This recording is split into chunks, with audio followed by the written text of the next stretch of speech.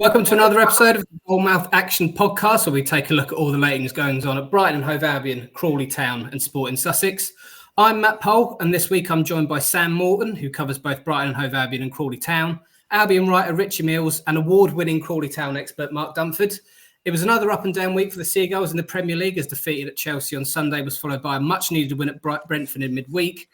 We'll look back at this week's Albion action and bring you news of an excellent cup victory for Crawley Town. You can read all the stories we are talking about with videos and pictures online at sussexworld.co.uk/sport. And you can check out other great videos on shotstv.com and Freeview channel 276. Starting at Stamford Bridge, Enzo Fernandez scored twice as 10-man Chelsea held on to beat Brighton 3-2 in a thriller on Sunday. Sum that game up for us, please, Sam Morton. Yeah, it's a good game. I expected a high-scoring one, and that's what we got. Chelsea were the better team for much of that first half. They took a 2-goal lead through Enzo Fernandez, as you mentioned, close-range header. And Levi Colwill made it 2-0 shortly afterwards, which was a bit of a kick in the gut for the Brighton fans, obviously, as he was there on loan last season and became a bit of a fan favourite. And they were desperate to sign him permanently in the summer. So it was a bit gutting that he scored for his first goal for Chelsea against Brighton. And he did initially go off to celebrate his first goal before kind of realising who he scored against and then showing respect to the fans, which was good to see. And Brighton did respond well. They got a goal back through Facundo Buenadote. And you kind of expected Brighton to kick on from there. And it was made even better when Conor Gallagher got his second yellow card and was sent off for Chelsea. So you kind of expect from there Brighton would probably come back and they could recharge at half time. But it didn't pan out that way. And Chelsea did come back out and extend their lead with a penalty after Mudryk was adjudged to have been fouled by James Milner. And it was slotted away again by Enzo Fernandez. And Brighton, again, were on the front foot in response to that and grabbed a goal through João Pedro. But it wasn't enough in the end. And despite there being a bit of controversy late on with a penalty shout, it was initially given for a handball against Colwill, but it quite clearly hit his face. And it was a bit crazy that the ref needed to go over to the monitor to even establish that. It could have been done a lot quicker, and it all got a little bit farcical. No one know what's going on at the time. And there was lots of anger, especially as Moises Caicedo was very fortunate not to also see a red card, and he didn't have his best of games returning against Brighton.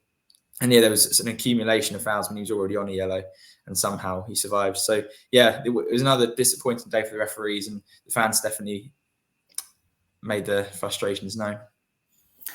Sam's kind of touched upon it there, Richie. VAR was at the forefront again in West London. Referee Craig Pawson had initially weighed play on when James Milner challenged Mikhailo Mudryk inside the box, but awarded a penalty after being sent to the screen by the video assistant referee. And as Sam mentioned there was the penalty decision for ex-Albion loanee Levi Colwill. Richie, what did you make of those decisions, and did VAR get both of them right? And what do you think about VAR in general? That's a can of worms. On the first one, I personally didn't think it should have been a penalty. I think this is one of those another examples of just it's not a clear and obvious error, but they sort of go into the granular, minute details to look at this stuff. And I think it was a 50-50. I don't think there was enough in it. I do think Jason Steele should have come out actually a bit sooner. I think he was a bit slow off the mark, and I think that maybe led to the whole situation. Anyway, as Sam said, the Colwill one was clearly hit him in the face. The whole incident was a farce. I thought Craig Pawson, the referee, had a really just uncertain and sort of lacking leadership in his refereeing. He was doing these sort of half-hearted points, and you couldn't even tell what he was doing half the time. And so I don't think he led from the front at all well. And just generally on VAR, I think I went to a game outside the Premier League recently, and I just think the whole viewing experience is so much better without VAR, because it's just, sure, there might be a shocking decision, but it's a goal. It's a goal. There's not 5 minutes of waiting. What's he doing? It's just, and I do think one of the main faults of VAR for me is just it really does kill a fast-flowing game. I think we've asked everybody else this, Richie, but how would you solve a problem like VAR? I know it's the £1 million question at the moment, but you might have the solution. I don't. I mean, I heard that they're going to bring in sort of the automated offsides, so just take it out of the hands of human error, which I think would be good. But yeah, I think we're just, I can't remember what tournament it was. Maybe it was the Euros or the World Cup in 2022, but it just felt that they got the balance better. They weren't sort of over refereeing too much. But yeah, I think a lot of it for me is down to the personnel rather than the equipment itself. Going back to the game at Stamford. No, go on, Mark. Sorry, Matt. I was just going to say, I asked Scott Lindsay the other week about, because he had a bit of a moan about referees, and I said, "Would you welcome VAR in League Two?" And he said, "Yes, he would." Oh. And I, from a, like Richie just said, from a viewing point of view, I would hate that because, like you say, just fast flowing. There's a goal scored. It's no flags up or anything. Brilliant. You can celebrate, move on, let's go on, sort of thing. So, yeah, I was surprised Scott Lindsay said that, but I suppose because he had a load of decisions go against him, he wants them corrected, sort of thing. And VAR would have turned over a lot of them in those circumstances. But yeah, it's a good argument, isn't it? I suppose that's the thing. If you have loads of decisions go against you at that level, you want VAR, but if those go their way, then you probably don't want it. And from someone who watches quite a lot of non-league football, I don't want VAR anywhere near it. And mercifully, I don't think that's going to happen. So, yeah, fingers crossed it doesn't come near. But yeah, anyway, going back to Stamford Bridge, right into the Athletic. Michael Cox said Albion weren't adventurous enough against Chelsea and lacked creativity and intensity, but despite seeing plenty of the ball. What do you make of those comments, Sam? Do you agree with him? Yeah, I would tend to agree, really. I think, as I mentioned, that when they got the goal back and the red card happened for Chelsea, you kind of do expect Brighton to take the game from there and to really kind of assert their authority over it. And it didn't really happen. There was a real lack of clear-cut chances, and you obviously got to give Chelsea credit for the way they defended. And they did really kind of keep Brighton quiet in that sense. And really, it wasn't until they got the goal through Jabhedger quite late on that you kind of thought they were under any danger at all, really, which is unlike Brighton, really, especially against 10 men. You usually expect them to create loads of chances and to really kind of put the defence under pressure and to force them into mistakes. And it did. Yeah, I think it's definitely correct that they didn't really do that in the game. And you could probably put that down to some of the players they had unavailable. I think Ansu Fati not being there didn't help because he was really starting to show some positive signs for Brighton before he got injured. And obviously they've got kind of players missing all over the park, really. So it was a difficult game, really, for Brighton. Obviously Chelsea were desperate for a win at Stamford Bridge, and I think they definitely did well to keep Brighton quiet, and Brighton probably would reflect on that with a bit of disappointment that they couldn't take advantage of playing against 10 men. Well, De Zerbi rotated his goalkeepers again on Sunday as Bart Verbruggen made way for Jason Steele. Albion is still yet to record a Premier League clean sheet following Wednesday's 2-1 win at Brentford, in which Steele started in goal. Arsenal manager Mikel Arteta has come in for some criticism in the way he's handled the situation with Gunners keepers David Raya and Aaron Ramsdale. So, Richie, are you surprised De Zerbi hasn't received the same kind of treatment? I think from my point of view, there's an argument that goalkeeper is too specialised position to be rotated that much. I don't know whether you agree with that. Yeah, it's an interesting one. On your first question, I think just generally, Arsenal, they just grab a lot of headlines, so they are obviously a lot more of the attention goes that way. But yeah, I remember I was watching the Amazon Prime coverage last night of the Brighton Brentford game, and I think it was Rob Green was saying that he was very surprised that they do rotate so much, and he doesn't think it helps either keeper, because they're sort of like looking over their shoulder the whole time whether they're going to start or not. He raised the point that I think Verbruggen was the man of the match against AEK Athens, and then found himself on the bench against Chelsea the next game. So, and also it maybe doesn't even help the defence because you're haven't got that consistency. Sometimes you might be more confident one keeper than the other. It's an interesting one just because there's obviously the debate is should every single there should be competition for every single place, but is the goalkeeper a unique one? Do they need to feel like the man? It's an interesting one. I think it might just be a case of the personnel at the club, and it's different for each one. I do personally just hope that I think But Bruggen has more to his game. Steele might be a better sort of footballer, but I think eventually that does need to settle down.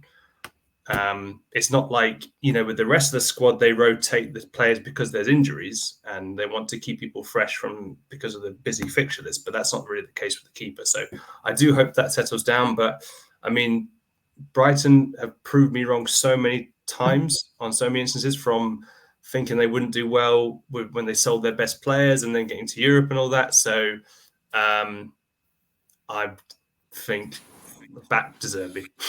I think most Brighton fans would agree with you there, Richie. 18-year-old Jack Hinshelwood's first senior goal helped Brighton come from behind to claim victory over Brentford on Wednesday and give the hosts only their second Premier League win in 9 matches. Sum that performance and result up for us, Sam. I was looking at the starting 11 that Brighton were put out on Wednesday evening, and I was fearing for the worst, I must admit. Yeah, well, exactly that, really. And it was a brilliant performance for Brighton, and an even better result, because obviously they'll be looking to bounce back after the defeat at Stamford Bridge. And it kind of went to plan, really, but not initially. I think it was a bit concerning. They conceded early on through Brian Mbeumo's penalty after Jan-Paul van Hecke's foul. He quite blatantly pulled over Jan out in the box, and it was kind of his last option at that point, I guess. But you do wonder if he could have just stepped back and hoped that Jason Steele made the save. But because obviously he could risk a red card. But it was a blatant penalty, and it was a well taken spot kick as well. Steele could never have saved it in a million years. It was really well taken. But Brighton responded brilliantly, and Pascal Gross levelled the scoring within 4 minutes. And it was a superb goal. It all started with what a hit that was. It was a lovely it was a finish, great goal. Yeah, really good. And it all started with a kind of switch of the play, and Jack Hinshelwood touched it down brilliantly, played it into the middle, and ended up with Matoma. Simple pass into Gross, and it was left-footed, and it was just curling away from the keeper into the far corner. So it was a perfect response to Brighton. And you kind of thought, kick on from there, get a goal. It was obviously 1-0 at half-time. You thought they definitely deserved to be in front, but didn't have to wait long after the break with Hinshelwood scoring a cracking header, really, really good header from Gross's cross. And literally just moments earlier, he actually cleared one off his own line when Gross had given the ball away. And it was a bit of a scramble, and it was Whistler that got the shot on target. Steele was stranded, but Hinshelwood was there to clear the danger. So vital moments at both ends of the pitch that ended up winning the game, really. And it was quite fitting that Gross got the assist, because before the game, Serbi was saying in his press conference, when I asked about versatility and how important that is during the injury crisis, that players can play in different positions, and namely Hinshelwood, who's played left back, right back, midfield, and Gross, who's pretty much played in every position in the pitch at this point.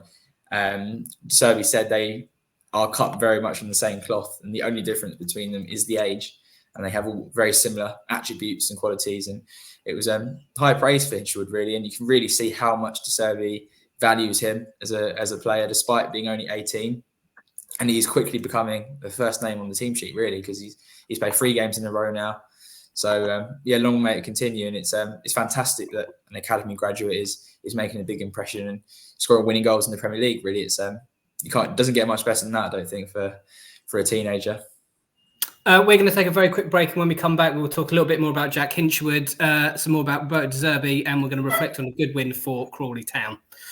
Jack Hinshelwood, who is the son of Seagulls hero, Worthing manager and friend of the podcast, Adam, started his 3rd successive game for Albion in the win at Brentford.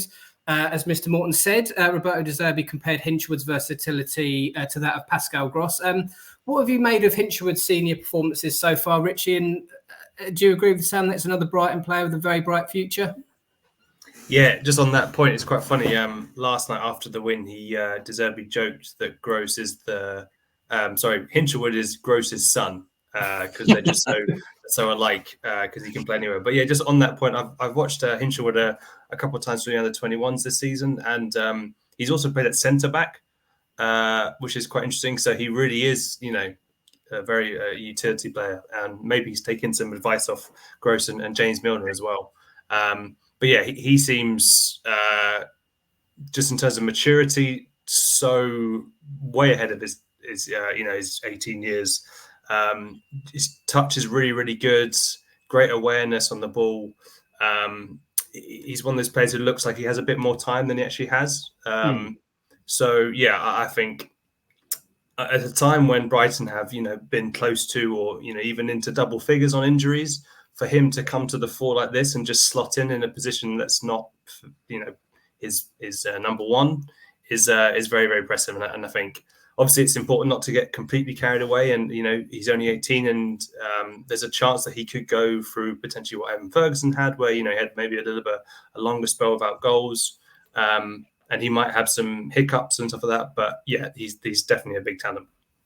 In more good news for Brighton, head coach Roberto De Zerbi says he's open talks over a new contract. De Zerbi, who succeeded Graham Potter in September 2022, guided the Seagulls to 6th last season in the Premier League and European qualification for the first time.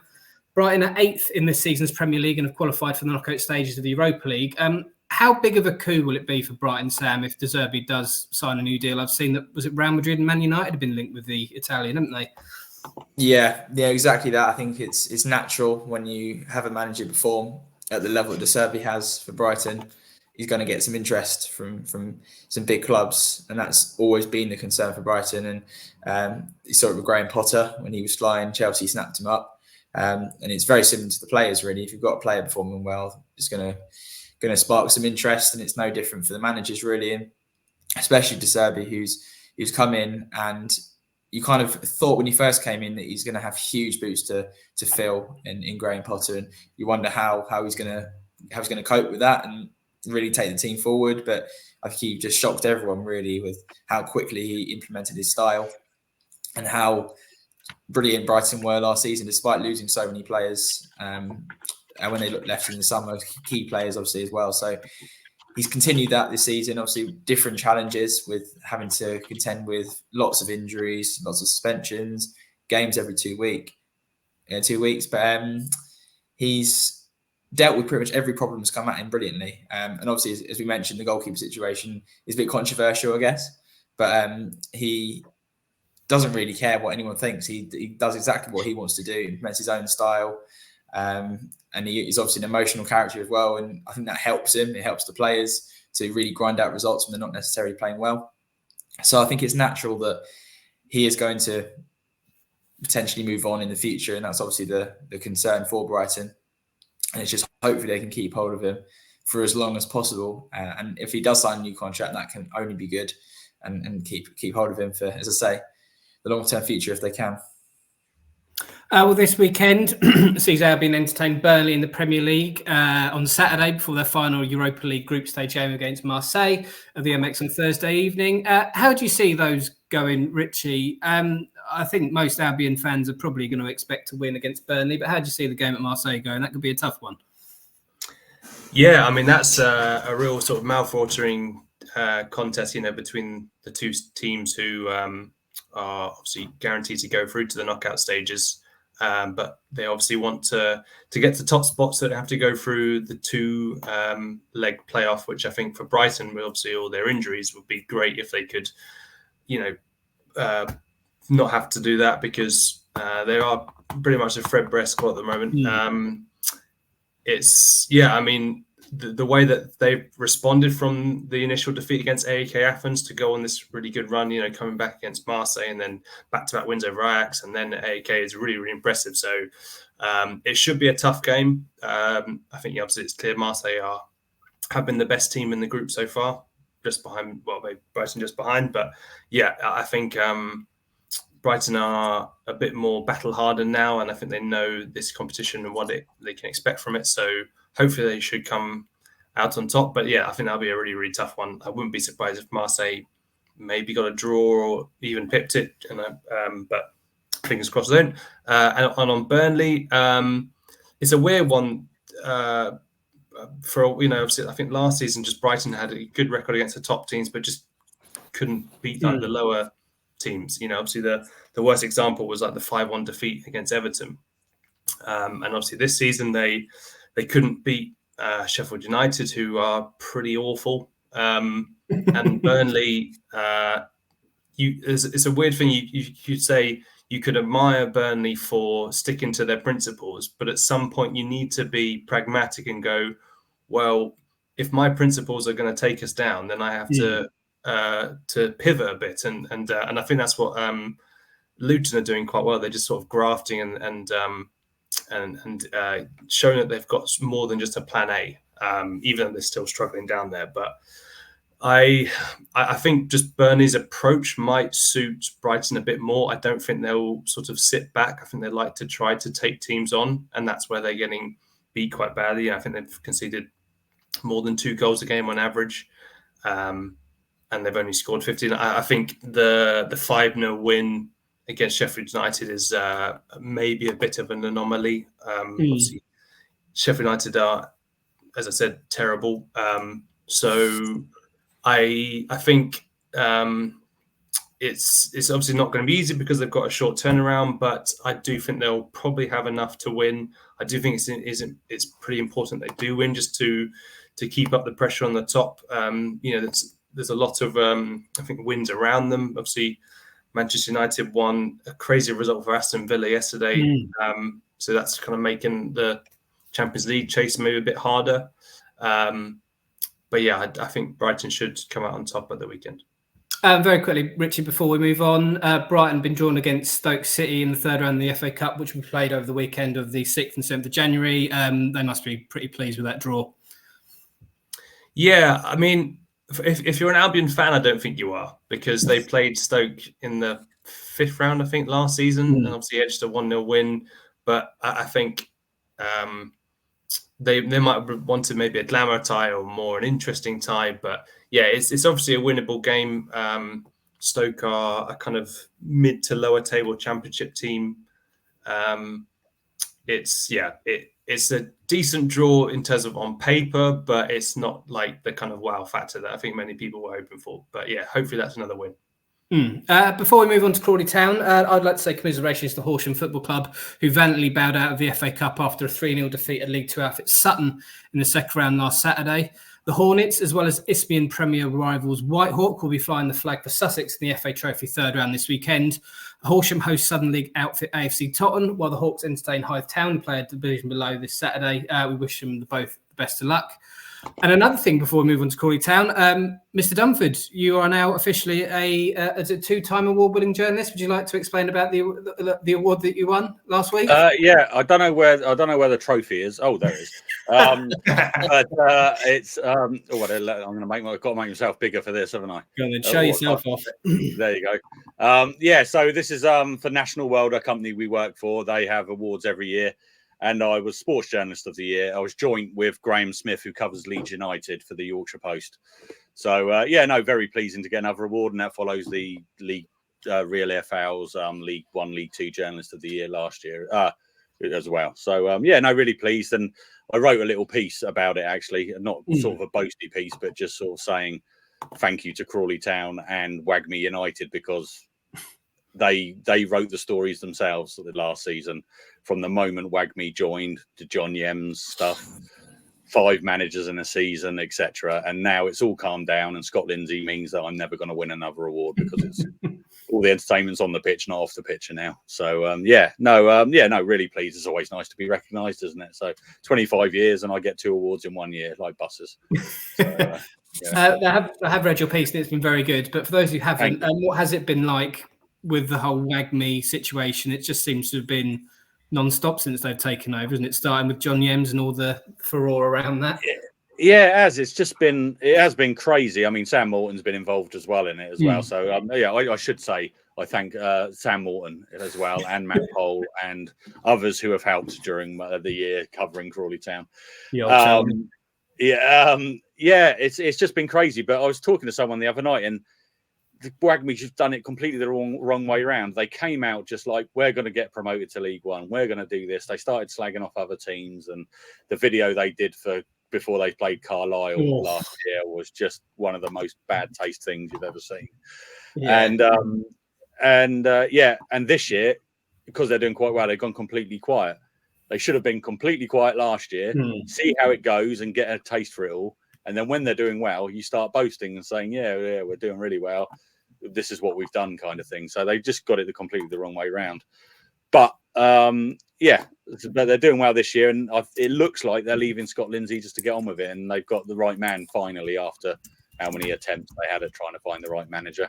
It has been it's been a roller coaster ride, and like I've said in my little piece, been abuse on social media, late night phone calls from certain people and things like that, and it's just been quite tough. So yeah, the award at the end of it is always quite nice, just to show for the effort put in. So good. Well, congratulations, but also thank you for reminding me about that Carlisle video, which might be the worst thing I've ever seen. I don't know if I don't even know if it's still online anymore, but if you can I don't think it was deleted relatively quickly, but it was awful. Yeah, if anyone can find it, have a watch. And if you can find it, please don't send it to me because I don't want to see it. Crawley advanced the last 16 of the EFL Trophy with a 2-1 win at home to League One Bristol Rovers on Tuesday evening.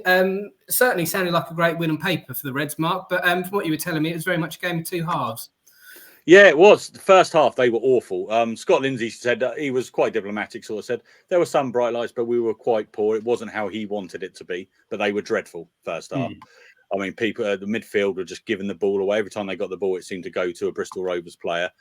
But we were talking about Steele and Verbruggen and Raya and Ramsdale. Luca Ashby-Hammond and Corey Adai is another conversation for goalkeepers, because Corey Adai played in this game and he was outstanding. If it wasn't for him, Crawley would have been 4-5-0 down at half time. There was one save he made where I can't remember who it was, had a shot from outside the area. It took a deflection and it was like he changed direction in midair and somehow saved it. And he was absolutely brilliant.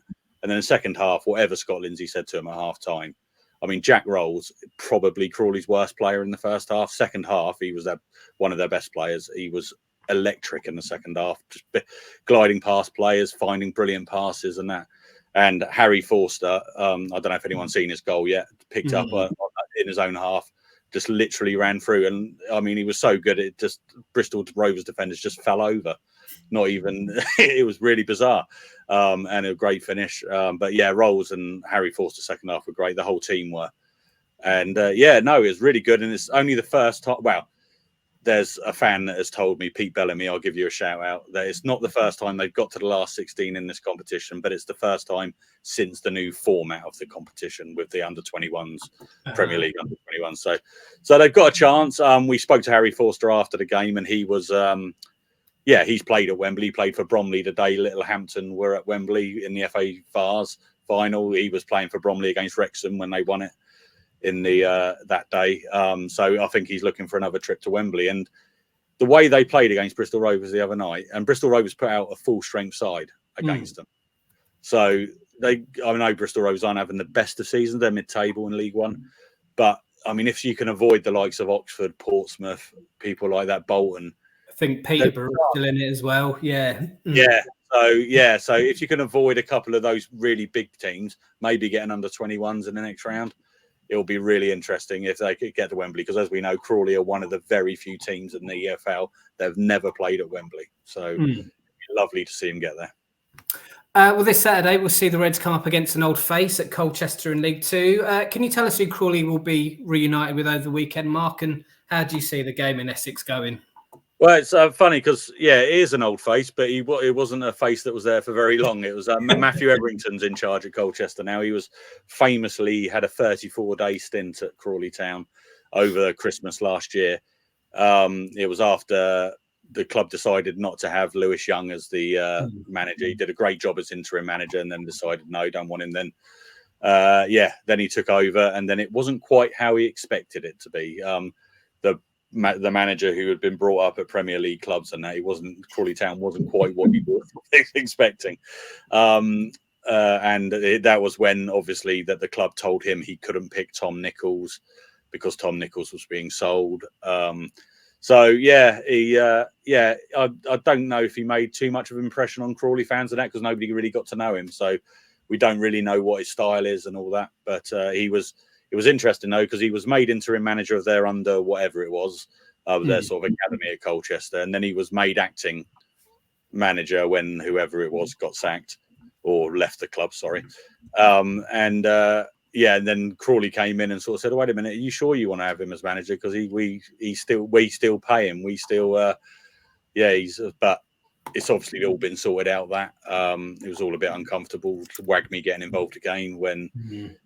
Somehow Wagme got the worst end of that, I think, from the fans. So,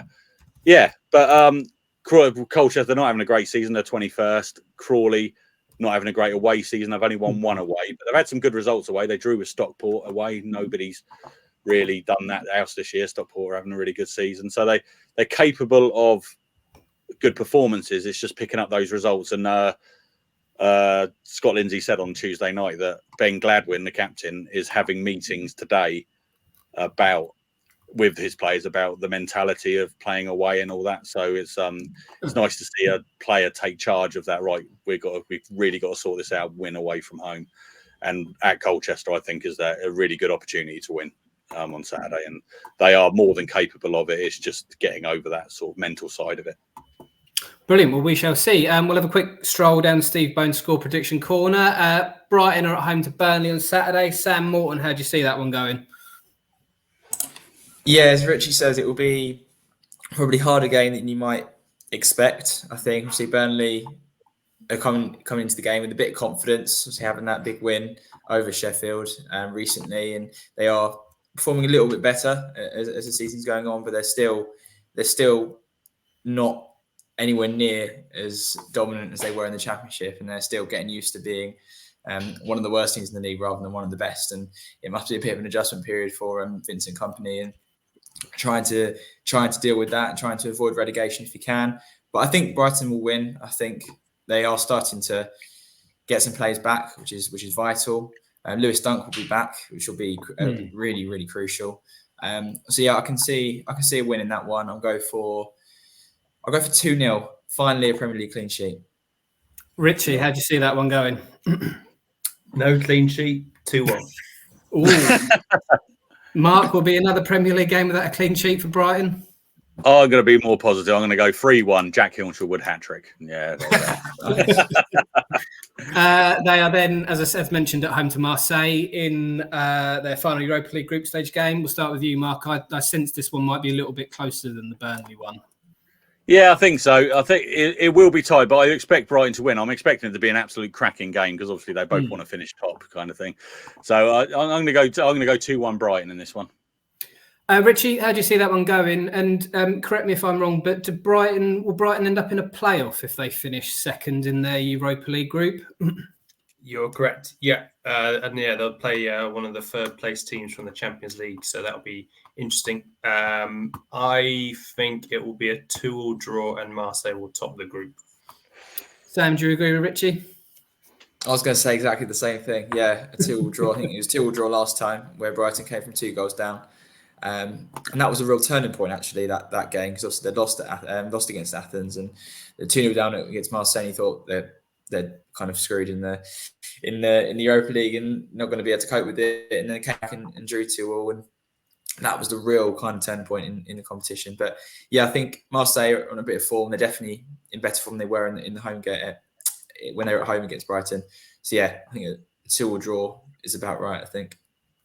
And finally, Colchester Crawley Town in League 2. Mr. Morton, how do you see that one going? I think Crawley will win that one. I think Colchester are obviously struggling in the league. I think 3-1 Crawley. Ooh. Oh, Mark, what do you make of that? Yeah, well, I was going to go 3-2 Crawley because the only game they've won this year away from home was at Grimsby and it was 3-2. And you just feel the defence is still not... Although they still have Dion Conroy back to shore it up a little bit. They always look better defensively when Dion Conroy's playing.